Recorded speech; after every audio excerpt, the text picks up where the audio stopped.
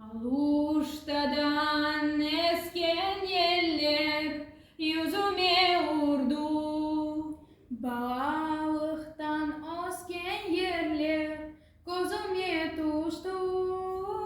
Men bu yerde yaşamadım, yaşlığıma doyamadım, vatanıma hasret oldum ey güzel Kırım.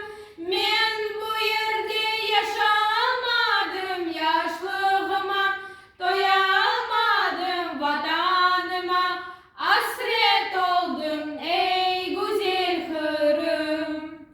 Bahçelerin